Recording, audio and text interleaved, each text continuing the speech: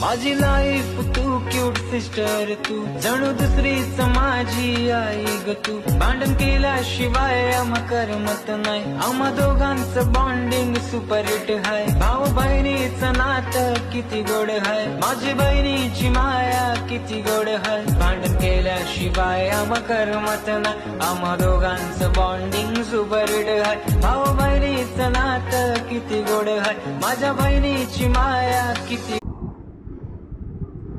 कानाफुली पातळ झालेली आहे